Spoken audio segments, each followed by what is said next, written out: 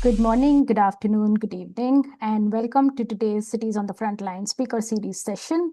I'm Shweta Nagarkar, Manager for Program Circularity at the Resilient Cities Network, and it's a pleasure to have you with us today.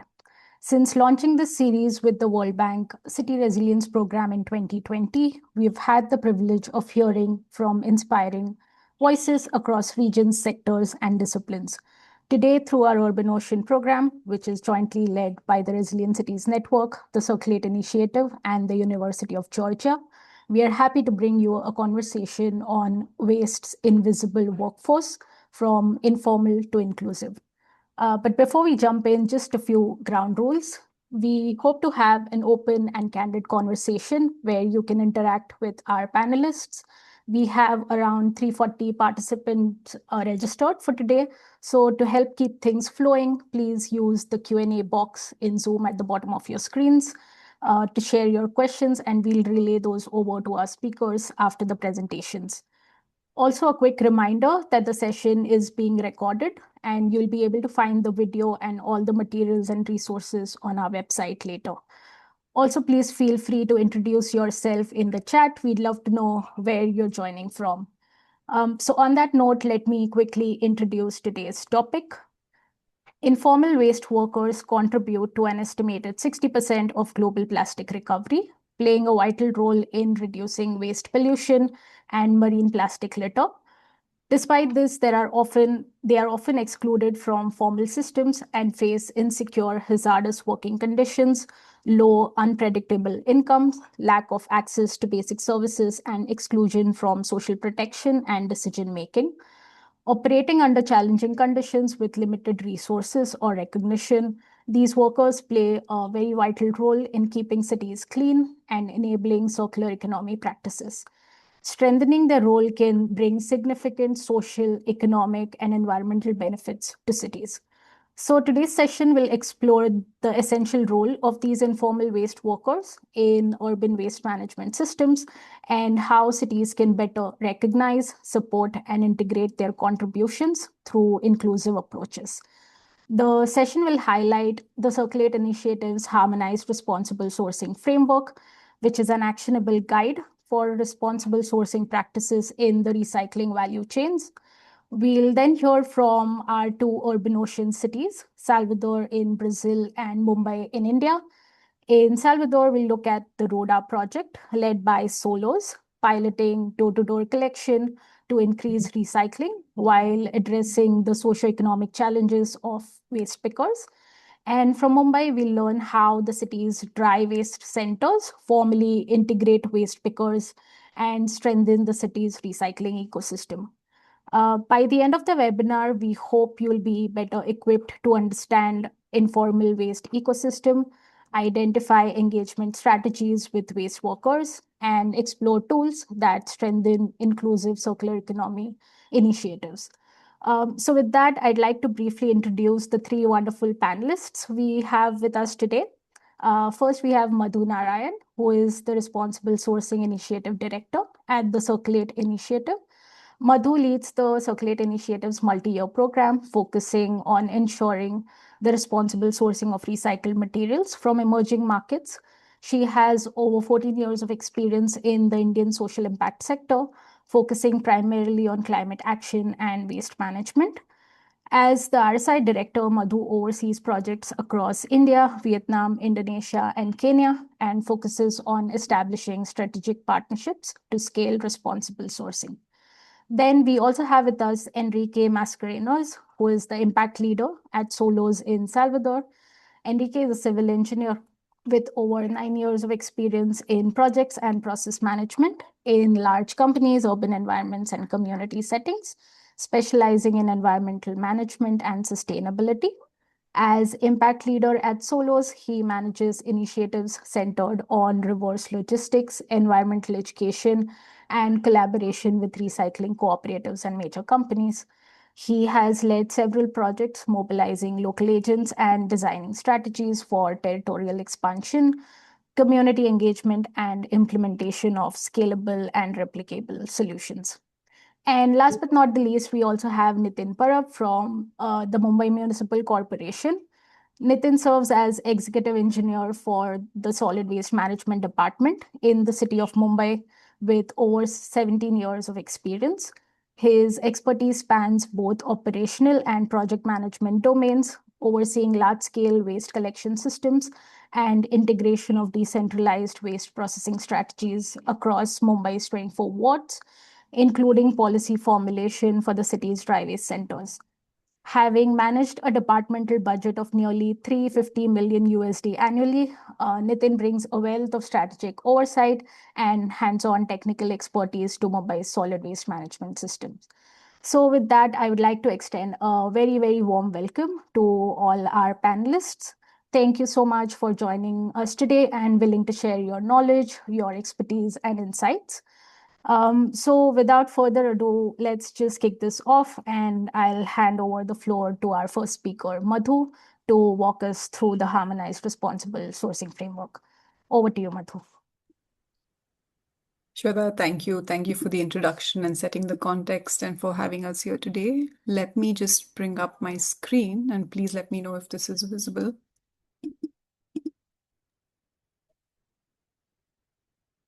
Yes. Is this visible to all of you? Okay. Yes. Fantastic. Once again, good morning, afternoon, and evening, everyone, and thank you for having us here today. Before I introduce the Harmonized Responsible Sourcing Framework, I'd like to introduce the Circulate Initiative, the organization I'm from. We're a global not-for-profit working to solve the plastic waste pollution challenge and build circular and equitable economies across emerging markets. Today, I'll be focusing on the Harmonized Responsible Sourcing Framework, which is a tool that's been developed by the flagship program that we run, which is called the Responsible Sourcing Initiative. The Responsible Sourcing Initiative, or RSI as we call it, is a program that we launched in 2023. It's a multi-year program that's actually designed to strengthen recycling supply chains by putting waste pickers at the center of the conversations.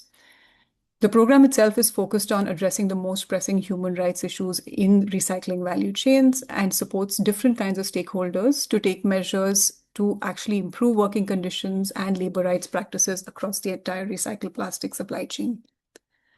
Now, as each of us in the different roles we play look at addressing the growing plastic waste pollution challenge, it also becomes essential to look at building solutions that not only expand the use of recycled materials and recycled plastics, but also protect the rights and dignity of informal waste workers who make recycling possible. They're often not recognized and protected in the role that they play throughout the ecosystem. Now, many of you are familiar with some of these numbers, right? And just sort of drawing your attention to one specific one, there are roughly about 40 million or more waste pickers and informal waste sector workers globally who contribute to about 60% of the waste, plastic waste that's being collected. Now, their contribution is indispensable. However, their work still, like I said, remains unrecognized, undervalued, and most often also not supported. The Responsible Sourcing Initiative as a program itself is designed to support different stakeholders, brands, recyclers, different kinds of businesses, investors, and governments to play a critical role in reducing human rights risk that's faced by the waste pickers by working with all stakeholders across the supply chain. But before we get to that, I'd love to define responsible sourcing. And again, this is a definition that we arrived at collectively in consultation with different stakeholders in the value chain. So we say responsible sourcing means that all participants in the recycled plastics value chain are meeting their responsibility to respect human rights in their own operations and throughout the value chain, including informal waste sector workers and waste pickers. All participants will recognize the informal waste sector as a key part of the value chain, and all participants will take action across all tiers of the recycled plastics value chain. So when we say take action, that's when the Harmonized Responsible Sourcing Framework comes into play. The framework itself was launched last year in May. And this again is the first global effort to establish an actionable and harmonized framework for responsible sourcing for all stakeholders in the recycled supply chains. Now, earlier actually a couple of weeks ago, we also expanded the framework itself to all kinds of recycled materials and not just plastics. And this revision also incorporates insights on testing this framework on the ground in different geographies, as Shweta mentioned earlier, as well as inputs from different partners and stakeholders to ensure that the framework today reflects practical guidance on how it needs to be implemented and also reflects real-world scenarios on where it's being tested. Now, there are two terms that I used when I was introducing the framework, harmonized and actionable. We say harmonized because in 2023, when we set out on this journey of developing the program, there was no common language on what responsible sourcing meant or no common understanding of what benchmarks should be in place when we talk about, responsible sourcing standards across each tier of the supply chain. Now, in collaboration with Shift, which is a global leading organization on business and human rights, we set out on a harmonization process over an 8-month period where multiple consultations were conducted with 40 plus global organizations, reviewing existing standards and frameworks, including the UN Guiding Principles on Business and Human Rights and Fair Circularity Principles, also reviewing multiple frameworks on human rights and responsible sourcing from brands and investors in different consortium to arrive at what we have as the harmonized responsible sourcing framework today. The key gap that we were addressing is that many frameworks did not capture looking at responsible sourcing throughout the supply chain. They stopped at their immediate supplier. So if I'm a recycler, I'm just looking at my immediate supplier, who's my tier 2 supplier. I'm not really looking at the other stakeholders in the supply chain where these risks are more prevalent and more salient. Now, the second term that I used was actionable. So we say the framework is actionable because the responsible sourcing framework is actually designed to provide guidance on how to set up these practices across the supply chain, right? We promote and recommend a full value chain approach where we start with the first tier of the supply chain, which is the informal waste pickers, who are the first point of collection, informal or formal waste pickers, depending on the geography. Then we have small aggregators, mostly informal businesses who are buying from different who are buying different kinds of materials from informal waste workers. Larger aggregators who are selectively handling one particular kind of waste stream, and they supply directly to recyclers who are, of course, creating different kinds of recycled products or materials, and they sell this to brands or companies or even manufacturers of recycled products.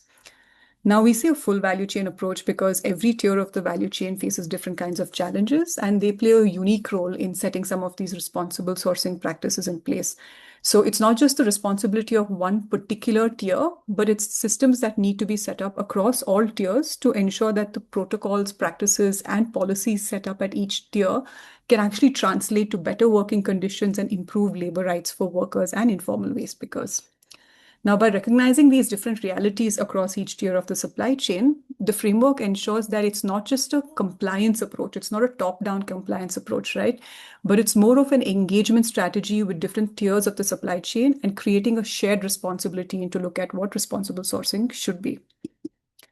Now, when we look at the framework practices itself, when we talk about responsible sourcing practices within the framework itself, they're categorized into 5 themes, which are aligned with some of the leading international human rights norms, which is economic empowerment, environment, health and safety, autonomy, inclusion, collective representation, and gender equality. Under each one of these themes, we go into detailed guidance on what practices should be in place across each tier of the supply chain. So we have 3 components under each of these themes, which is the minimum indicators, which are the essential building blocks, the must-have at every tier of the supply chain. Then there are advanced indicators, which go a couple of steps beyond the minimum to look at more systems-based approach, to look at, outcomes beyond to set up practices over a longer period of time. And advanced indicators often require intervention of different stakeholders, such as the government, also probably investors. Then there's enabling indicators, which show that ensure that foundations needed to sustain these systems are in place and are also established. I'll urge you all to look at the framework, and I'll also drop the link in the comment in a few minutes. But I want to spend a few minutes describing each of these themes, but I'll only pick one example, with time as a constraint right now. But under each of these themes, what we've done is they're defined and shaped to reflect both the international norms as well as the practical challenges faced by the recycling sector. Like I said, it's informed by 40 different global organizations, which include brands, investors, recyclers, aggregators, and most importantly, informal waste pickers and leaders. So it reflects the real world challenges. At the same time, it showcases what these stakeholders have identified as priority needs under each of these themes, right? So what you see as the indicators under each theme is not just grounded in the international norms and standards, but also on the ground insights that came in from stakeholders who actually, shared their lived realities. So if you look at economic empowerment, it doesn't just look at fair wages, right? It goes a little deeper. It says that work that should, encourage not just wage for survival, but wage to create more long-term financial security for all workers in the supply chain so that they can protect themselves and their families. Now, just to move a step ahead, just to give you an example of what these supply chain improvements really look like, when I say minimum indicators, and this is reflective maybe for a tier 3, which is a more formal entity, where employed workers are paid in accordance of the minimum local standard wages. But an advanced indicator is employed workers are paid a living wage appropriate of their location. This is just an example to show you what are the minimum and advanced indicators under the framework, and just a glimpse of what lies underneath economic empowerment on this slide. I think roughly we have around 55 indicators across all 5 themes, which is relevant today to small-scale junk shops, to large-scale aggregators, or even manufacturers who can use this as a guidance to put these systems in place. Now, who actually can use these frameworks? It's different stakeholders, right? Brands, investors, manufacturers of recycled products, recyclers, civil society organizations, and government can use the framework to put it in practice. Now, I'd just like to spend a few minutes on how can cities use it and cities practitioners actually put this in place. First and foremost, it can actually be used to improve conditions for informal sector waste workers and to support facility compliances, right? Especially as municipalities across the globe may be considering, worker integration schemes or working with cooperatives or waste picker-led partnerships. The framework can provide ready guidance on what kind of systems should be in place. Just as an example, on even the health and safety, environment, health and safety theme of the framework can actually set the minimum safety requirements needed at a material recovery facility or a dry waste collection center, and clearly identify what kind of training is needed to be provided to facility owners to promote better, safe working practices. It can be used to strengthen waste management policies within cities to ensure that, the indicators are a part of probably tendering criteria of EPR implementation guidelines or even city level waste management regulations, so that we're not just tracking material recovery, but we're also looking at systems that protect workers. Under the framework itself, there are multiple tools that have been also published with the framework which provide guidance on implementing this in practice, right? So cities and cities practitioners can also use these tools. We have different tools which include stakeholder mapping, risk assessment, how remediation action plans can be designed to diagnose the gaps in the current recycling operations and identify what the hotspots where remediation or mitigation efforts need to be, facilitated. Very importantly, looking at setting up such a framework into the city level plans could also signal a strong commitment to governance, which actually builds confidence among impact investors, among brands who are looking to source from more ethical supply chains, amongst recyclers who are also, sourcing from city level intermediary hotspots. So adoption can actually unlock multiple levels of financing as well for city level recycling initiatives. And finally, the framework itself can actually enable more inclusive urban economy strategies to ensure that recycling system not just consider reducing environmental risks, but also empower workers and build local livelihoods. Just a glimpse of the countries where we actually have the framework in practice right now. We're testing out the framework in India, Indonesia, Vietnam, and Kenya, and we'll be launching this in Ethiopia and Brazil in 2026. So we have 6 leading recyclers who put this framework into practice at each tier of their supply chain, and the findings from these projects are enormously rich. I know I'm just running short of time, so I'll just leave this on the slide for all of you to view. I'm happy to share more, but we've had very rich findings coming from the projects that we are working in. Many of them very similar, many of them also very different given the local context and realities. But I'll urge you all to look up the framework itself. It's on our website, and please reach out to me if there are any questions. Shweta, I'm hoping I made it in time, and back to you. Right on time, Madhu, right on time. Thank you so much for the wonderful presentation and letting us know how looking at the overall recycling value chain can help cities, enterprises put waste workers at the forefront and enable them and help them towards better working conditions. So thank you so much for that. With that, we would move more towards now the city delivery perspective. So let's look at the case of Salvador, and Henrique, I would ask you to present. But before that, just a reminder, if you have any questions, please post them in the Q&A box. Thank you, Henrique, over to you.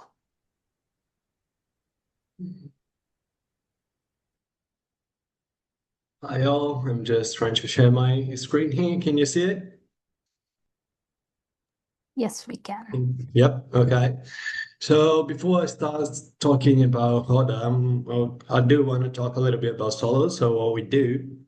So we do have a big dream here. So we want to make recycling happen in Brazil in a fair and inclusive way. Why do I say that? Because we cannot exist without waste pickers and cooperatives. So they are the main base of everything that we do here. So of course we do have worked with these brands here, but the main model of our work here, we do have three big fronts. The first one is recycling at Brazil, largest carnivals and big events. So we do Salvador Carnival, Rio, São Paulo. The second one is education and awareness program. So we do work with public schools. We do work with private business as well. So we can go through everything and how waste works and how is the situation in Brazil. And the third one, the third biggest front that we work with is the intelligent collection systems, which includes the RODA program. So it is an implementation of infrastructure, training, and collection systems that you probably can understand a little bit more when I explain about, RODA.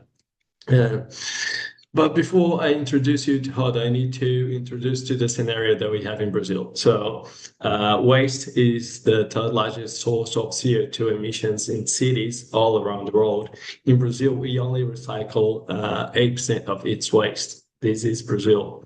And here, we do have 2 million of people surviving as waste pickers. And now I want to show you the scenario that we have in Salvador, which is a little bit worse than Brazil scenario. So we do have over 2 million inhabitants here.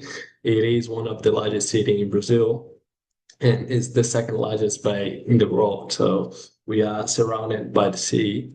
And here are some data that we have seen here. So we do generate over 1 million tons of waste per year, and we only recycle 0.6% of it. So Brazil does recycle 8%, and we only do 0.6%. And we do have 14 recycling cooperatives that we work with, but not with this program. This program is a door-to-door selective collection, but it's not city-wise. It is a pilot project that you're gonna love it from now. So everything started back in September 23. Was a lot of planning and designing to actually, we went live this July 25th, and we are still going with this pilot project. So you can see the tuk-tuk here. It is the way that we designed the system. So we do have this tuk-tuk going around door-to-door selective collections on the Salvador Historic Center. So we cannot, we didn't manage to work around the whole city yet. So we focus on going on the historic center. And it is a partnership between Solos, Salvador City Hall, and Urban Ocean. And here is how the pilot project works. So we did had a mobilization at the beginning. So we had a mobilization team going around all the houses that we had there, apartments, small business. And then after we've done this mobilization, we had the registration and scheduling. And I'm gonna explain why we do the scheduling, because as you can see, it is a tuk-tuk, it is an electrical one. So it cannot go from big distance because it is small and slow one. And so we do create a routing for the system. And after we do the collections on the specific zones, we bring everything back to the cooperative and we do all the sorting, we separate the materials. And after that goes to the micro logistics. So the cooperative center, they sell it to the industries. So what we've done, we separated that in 3 different zones, because imagine going with a tuk-tuk from this very end here to the top ending of the blue zone. That would take too long to collect a few things, and that's not a massive area inside the tuk-tuk to do it. So we do around 4 to 5 collections every day. So we do have 4 or 5 routes per day. But up to now, we have collected 27.6 tons of waste. And this is an increase of 21% of the volume that cooperative had before the program. So which is pretty good. The direct individual income for the cooperative members went up 35%, which we're very proud of it. So we had the mobilization and scheduling. We have mobilized more than 600 people. And from that, we also had some online bookings, because we had media going through it. City Hall launched these on the TV. But as we have that specific area, some people that tried to book that online, they were not able to be a participant because they were outside of the zoning area. So as a pilot, we can not work with outside of the area. Otherwise, we would be lost in going all around with the tuk-tuk. So we had 411 bookings, and from those, we had 350 valid bookings, and they were actually became 262 became active participants, because we only consider the person or the store a active participant after they actually give us some waste back. Because sometimes we book with them and they do not respond. Whenever we knock on the door, they don't have any waste to give to us. So today we do have 262 active participants, being 71 resident participants, and 191 being micro and small entrepreneur, like bars and restaurants and small stores on the streets and things like that. This data is up to last week, actually. So from these participants, we do have 2 ways of collection. So the participant, he can book one day, one time collection. So he does store a lot of waste and book with us. Please, can you come here and pick up all the waste? And we go there and pick that up. And some people, and also some bars and restaurants and stores, we do a recurring collection, which is 87% of what we do. So some of them we do a weekly one, some of them 2 times a week, some of them we do a fortnightly, depends on how the participant want to do it. And here I'll try to go a little bit faster so I don't waste too much time. We do have the zone 1, 2, and 3. The 3 one is the one that we do collection only 1 day a week. So that's the reason they are less participant in there. And zone 1 and 2, we do 2 collections a week. And they are divided in Monday and Wednesday because we want them to store a little bit of waste. So we do have something to collect on the other day. 27% of the participants are housed in apartments, and the rest of it are small business. So here we have the volume. Again, that's going to reflect on the collection days. So we do have 2 days of collections on 1 and 2. So they are the most volume comes from them, which are 43 and 40%, and zone 3 being only a small part of it.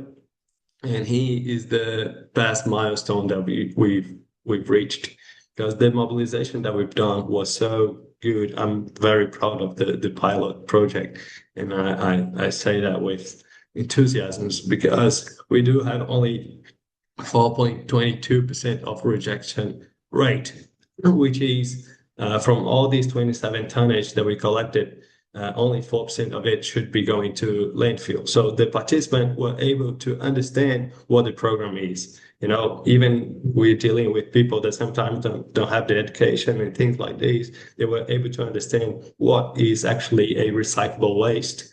And at the beginning, we were around 10%, and we kept going down, and they were understanding, and the mobilization team were doing a pretty good work with that. And here you want to go, our goal, whenever we look at RODA, we don't want to own it, because it's like we do create it, we do design this kind of things, but we want that to be a public policy. And that becoming a public policy that will go out of our hands. We do understand that something that can be worked together between private sector, which is us, and the public policy. So looking to the city halls and cities and the state.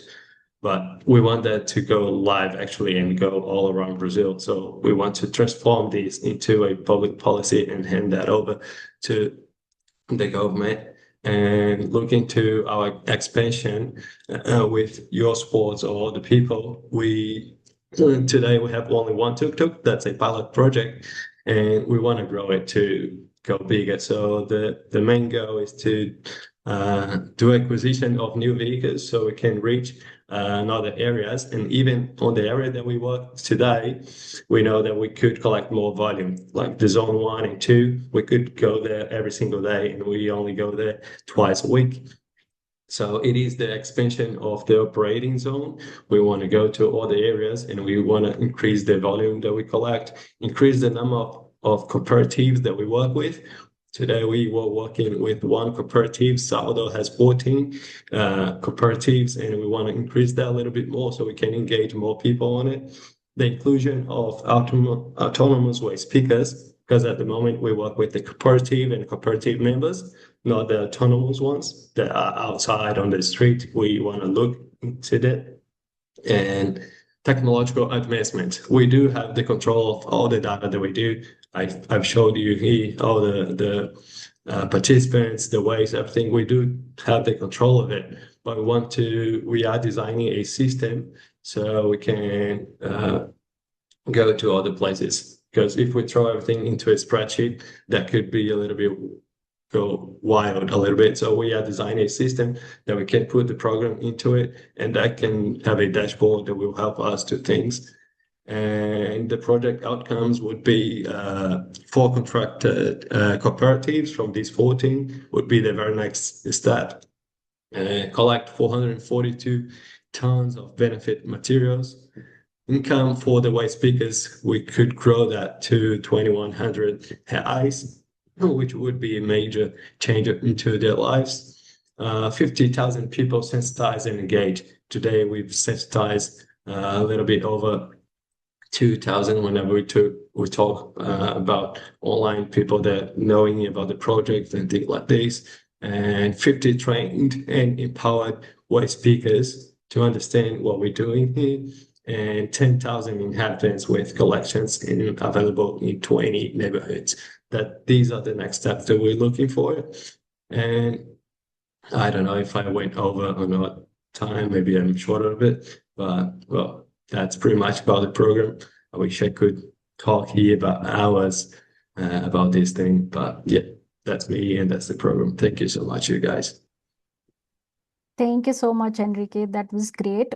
Thank you for showing us how projects like RODA can provide a unique opportunity for cities to work at a very local level and move circular economy or move towards circular economy outcomes and build resilience in the informal sector. So thank you so much for that. A reminder again, if you have any questions for our speakers, please post them in the Q&A box or in the chat, and we'll relay those over to the speakers. With that, let's move to the other end of the world in Mumbai. So Nitinji, over to you to let us know about the city's dry waste centers and the great work that you're doing. Thank you, Shweta, and thank you, Nicole, for arranging this webinar.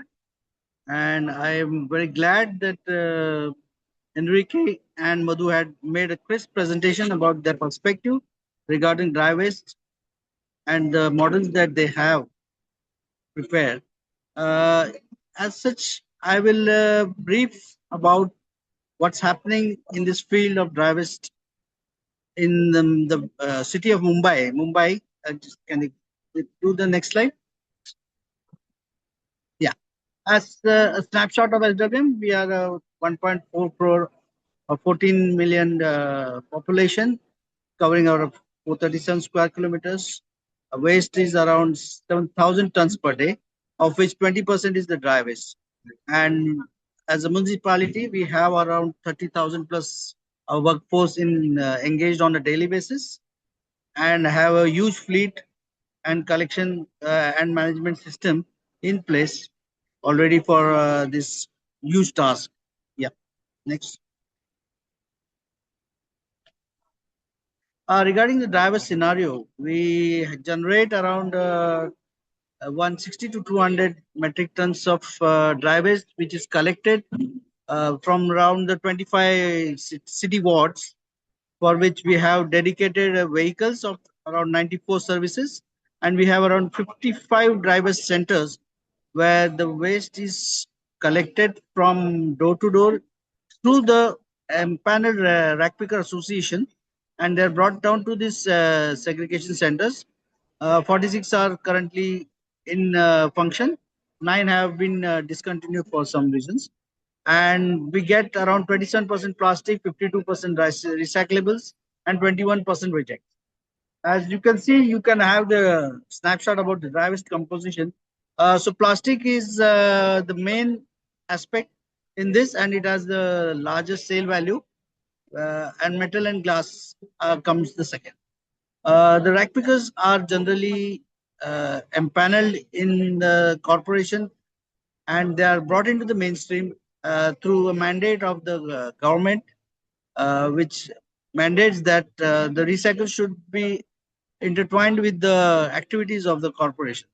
And we have around 8 to 10 of such rack picker associations who are mainly engaging around 6,000 of the rack pickers.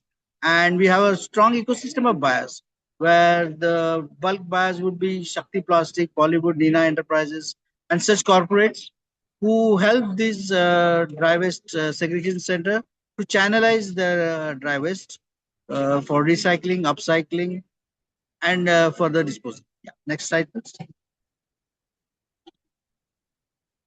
This is a scenario of a typical driver center. It's more manual than mechanized. A few of them have a baling system or a shredder in place, but mostly they have manual sorting, and they are engaged through this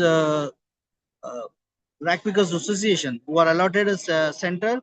The size of the center varies from around 200 square feet to around 2,000 square feet in place, and they have their separation bays where they bring in all the vehicles full of drivers to the centers, which are unloaded, and they are manually segregated. Next, please. This is about the circularity in this space. The recycles have a mix of wet waste and dry waste as such, and around 160 tons, as I said.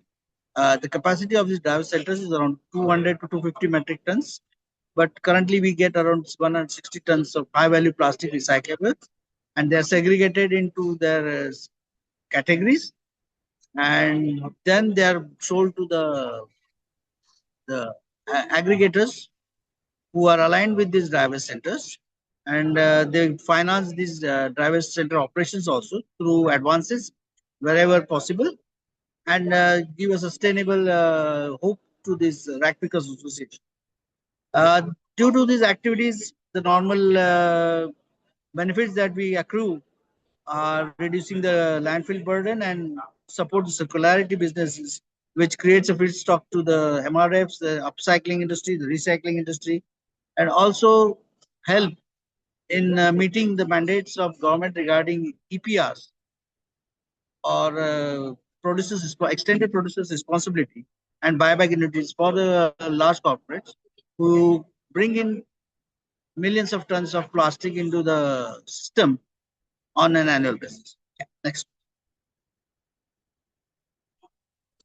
As I said, the rack pickers are generally self-motivated set of individuals who have the sense of entrepreneurship in them, and they start individually, and after some time they engage themselves with their fellow rack pickers, and they form an NGO. Under the umbrella of an NGO, they form the rack pickers association, and this rack pickers association approaches the corporation, and this corporation then allots them the driver centers. These driver center sheds are built by corporation. The vehicles that provide the feedstock to these centers are provided by the corporation. And these rack pickers are at the liberty to bring their own schedule and cover the area that they're allotted or the wards that they're allotted. And they can work their way through that and bring it to the center. And then they formalize this activity. And because of this, the rack pickers who were originally unassociated with each other, they get a regular income through the sales of equipment. They get a safe working place, being a sense of community between them, belonging to them. They get approaches to the NGOs and the corporates who can bring them social benefits, some medical benefits, and give them enhancement and recognition in the value chain. I'm glad to say that in currently the World Rackpickers Association, the chairman of such Rackpickers Association is currently from Mumbai. She is one of the second generation Rackpickers in her family, and she is currently the chairman. Miss Kamle is there. She has been associated with the Stri Mukti Sangatna, which is one of the prime Rackpickers Association in Mumbai, and they have been dwelling for last around 35 years and formalizing the Rackpickers and giving them a sense of recognition and dignity. I have a short video which Shweta will share with you. If you are interested in understanding how these Rackpickers work and what is the way of their thought process, you can always click on that link. The Shweta will share it. Yeah. Next. The challenge is, as I said, this is a manually operated driver center, and there are inconsistent linkages, low segregation, underutilized of system. We do have an app devised by the corporation, but currently those apps are not yet fully utilized in the system. There is a sense of insecurity amongst the rack pickers that if they completely open their market to the corporation, then they might get some setback in their financial sector if they open all the cards to the corporation. There is also non-standard operations and reporting, as I said, due to the sense that there is a sense of fear among them that if they share completely with the corporation, then the corporation might take over completely, knowing the economics of that. So what BMC has taken a step is to augment the capacity of these centers. Currently, these centers operate around 160 to 180 metric tons per day. So we are on a trial basis taking up 10 centers.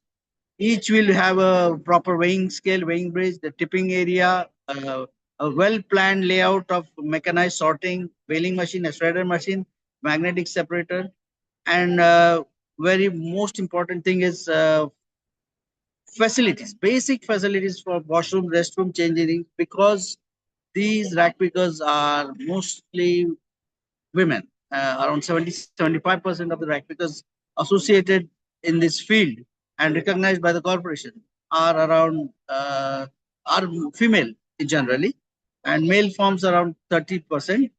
And what we expect out of this is we are doubling the processing capacity of this.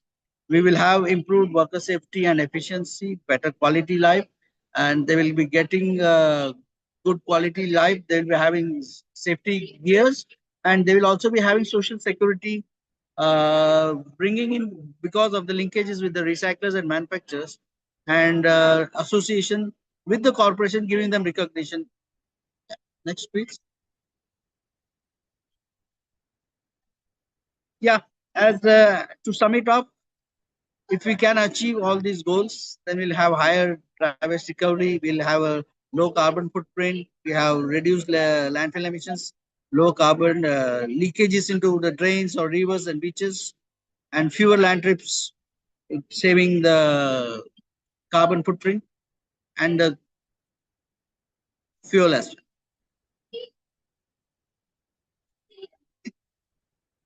Next. So, as I said, the way forward will be to standardize all the driver centers, strengthen the source segregation, deepen the collaborations, with EPR, enhance these digital systems and upskill this informal work and integrate it into the process. Thank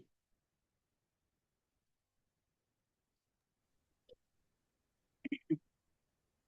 Thank you so much, Nitinji. Right on time. Thank you for letting us know the critical contributions that these driveway centers play in the city of Mumbai, given its scale, its diversity, and complexity, and how they still are able to integrate waste workers. So thank you so much for that presentation. So to build on the presentations that we've just heard, we would also love to get a sense from you all for your perspective on informal waste workers situations. So we have a short poll that you will see on your screens shortly. The question is, what is the biggest barrier cities face when trying to integrate informal waste workers into formal waste systems? The options are lack of legal or policy frameworks, limited financing or institutional capacity, low public awareness or social recognition, or difficulty mapping or tracking informal waste streams. We'll give you a minute to answer that, and Nicole, if we can see the answers on screen.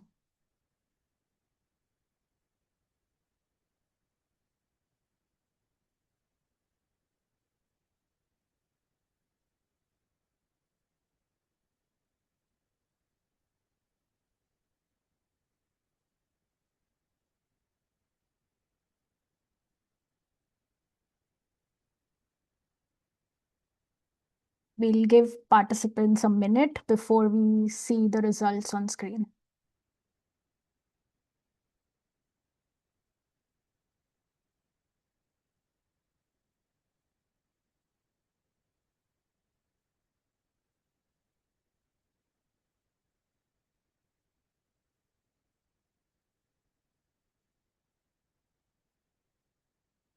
Okay, we have limited financing or institutional capacity at the highest right now at 38%, followed by lack of legal or policy frameworks. I'm not surprised because this does resonate with the work that we are also doing as part of the Urban Ocean program. I can also see nods from the speakers, so I'm sure it resonates with their work as well. Quickly moving along for the Q&A because we are just shy of 10 minutes. So there's one question in chat for Brazil. And the question is, what material streams do the consumers separate into? Is it only plastics now, or are you already collecting the rest as well? No, Henrique, really, over at to you. the moment, the biggest material that we've been collecting is paper and cardboard. It is around 49% of we've collected from this 27 tonnage. The second one comes glass, which is around 20 high. And the third one would be plastic, around 10% or something, a little bit lower than that. But no, not only plastic. We do collect everything because we do need to make a living for the cooperative, so they need to collect everything. If we focus on waste at the moment, that would not work.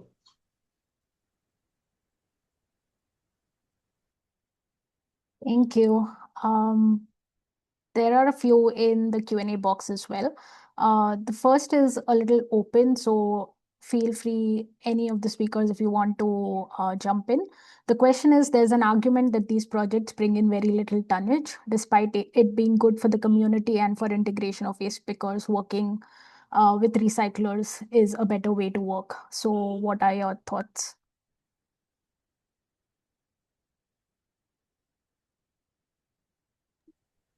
I can take a crack at it. Sorry, I saw Mr. Nitin also on Sure. mute, but very quickly, yes, I mean, it is true because it takes time for, waste picker cooperatives or associations to give the kind of volumes you see from aggregators who have the wherewithal, the skill set, the tools and technologies to deliver large volumes of waste, right? But however, if we're looking at integrating the informal sector into a formal system, especially at a city level, it's critical that all stakeholders work together with waste cooperatives, right? Waste worker cooperatives, both at a city level, but even a brand level. Increasingly, through our projects, we're seeing the intent, even from recyclers, to have longer term offtake agreements with city level, with waste worker cooperatives, as long as they're meeting the waste material standards needed by the recyclers. So if there's enough upskilling, training, capacity building, and some kind of at least machinery support provided, they're actually able to continue giving larger volumes and provide a steady supply, and which of course translate to improved livelihoods and incomes for even the waste pickers. Yeah, I can also add that Mumbai city has already identified the key inputs that are required by this rack pickers association. That is why this program of upgradation is taken on by the capital cost being incurred by the corporation. And we have engaged experts in this field for setting up with the modernized driver center layouts that would help and augment the capacity of and the efficiency of these centers. And the finances that would be generated because of the enhanced efficiency and capacity of this, that would be accrued directly to the Rack Pickers Association and its members. And the support financially. As I said, we are even providing free vehicle services to this Rack Pickers Association, so they can devise and design their own routes. They can cover the areas allotted to them. They can increase the tonnage, and they can associate with corporation for the social benefits also, and empanel with the government initiatives and get benefits out of it also. And in all this process, they can even increase their per capita income. Currently, as I understand, the per capita income of India is around $2,000 around, while the rack pickers with 3 to 5 years of experience can easily gain up to $4,000 per capita. So I think it's a very lucrative sense for the women who come from a lower strata but have a sense of entrepreneurship and a drive.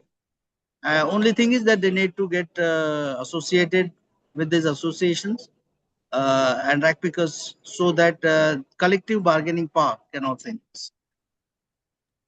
Yeah, in addition to that too, whenever we look to Brazil, 90% of all the material recycled in Brazil comes from waste pickers. So in either way, they're gonna be into it, and we want them to be into it because there are 2 millions of people working with that in Brazil. So we want to give better conditions to them. So this kind of projects just gives them you can actually look into them because they seem to be I'll miss the word, but people don't see this kind of people.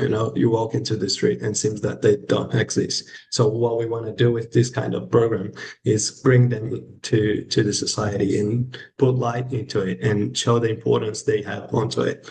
So recyclers are the very next step to it, but they are the ones that are doing all the collection on the streets and bringing that to second-handers that collect all the material that comes from the waste pickers and then sell it to the industry. Thank you. There are a couple of questions for Mumbai, so I'll just club them together for you, Nitinji. One is, please share the upskill activities that you're planning for the informal workers, if there are any upskill activities that are planned or already undertaken. And the other question is about source segregation. So to what extent have we able to achieve this source segregation? Regretfully, source segregation has been a challenge in a city like Mumbai, which has social strata ranging from the poorest of poor to the richest of the richest. So having a uniform waste segregation has been a challenge we are addressing because of the different practices that and the social behavior of each of these social strata. And we have achieved around 25 to 30% source segregation, and the coverage is wide. We get into dry and wet, but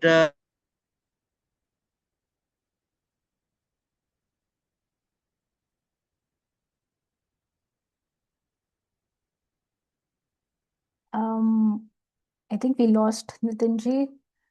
While we wait for him to come Of back, sorry, I can hear him now. Sorry, Nitinji, we lost you for like 20 seconds. So if you can repeat the last sentence, please. Yeah. As I said that we have this coverage of around 80% where we get where we get only two streams of waste, dry waste and wet waste, not the 7 or 8 types of streams that we get in the Western world. But in these two streams also, we have the challenge that both these wastes, even though there is a different service for dry waste and wet waste, citizens have not that much of a sense to separately store it till the service happens, and many a times it gets mixed. So that gives contaminated dry waste for the rack pickers to sort, and that lowers the value of their feedstock, so thereby lowering their steam.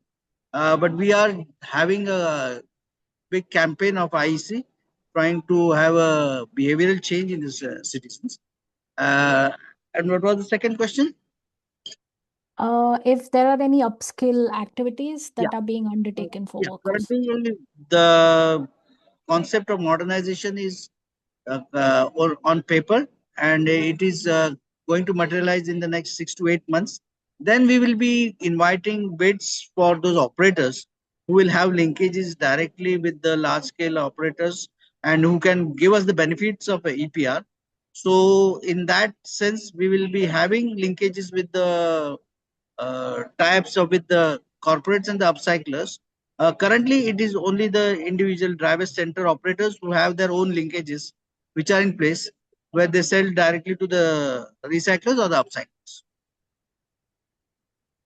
Thank you. And I'm sure it must not be very easy with a city like Mumbai. So thank you for those reflections. There's one on EPR. So Madhu, if I can direct this to you. If a jurisdiction implements an EPR system that mandates certain recycled content targets, for example, packaging, does the framework explicitly address how to treat the recycled content that is difficult to track back to formal or recognized informal worker segments? That is material streams that may not have formal recognition of the informal workers involved or where the traceability is weak. Yeah, thank you, Sweta, and thank you for that question. We've actually, one of the projects we're working in India actually looks at multi-layered plastics, right? And that's again one of the material streams which is really hard to track. Again, very low value, so collection rates. Also, we see a lot of variance in them. So the framework itself actually provides a lot of guidance on how each of the facilities where these waste streams move through how it should actually be operating to ensure there's fair labor practices, to ensure that there is responsible sourcing practices, which sets up systems both for the enterprise itself, but also workers who are employed there to actually ensure there's fair labor working conditions in these facilities. And as it's doing that, and we've been testing out different traceability tools in these projects as well, we're seeing that it is possible to actually look at improved transparency and traceability, which again translates to improved feedstock, probably longer term, or again offtake agreements if there's a continuous supply. The only thing I would say is at every given section of the supply chain, we need to be very clear on what's the incentive to track. So if you're asking a small junk shop, or if you're asking a larger collection center or a dry waste collection center to ensure that they're tracking the material, but also tracking different conditions under which the material is moving, the incentive for them doing so should be very clear. In our cases, we're working, I showed you the tier structure, right? So we work because we establish those relationships between each tier, and we set up systems to ensure that that traceability is requested through the buyer itself, which itself is a big incentive to have some systems such as these in place, which of course help in meeting different regulatory standards, including the EPR guidelines. Thank you. Thank you so much, Madhu, for that reflection. And the frameworks link is in the chat if you want to know more. We are almost at the hour, so I would like to close this session. We hope we were able to shed some light on the informal waste ecosystem and explore tools that can strengthen inclusive circular economy initiatives. Again, I would like to extend a huge, huge thank you once again to all our panelists as well as our audience joining today. Please check out our website for the session's recording and summary. And stay tuned for our next session, which would be the last session of this year on participatory design with Oasis, which would be on the 11th of December. Again, thank you all for connecting and have a wonderful day or evening ahead. Thank you. Thank you to all the participants and audience and the program coordinators. Thank you so much. Thank you, everyone. Thank you all so much.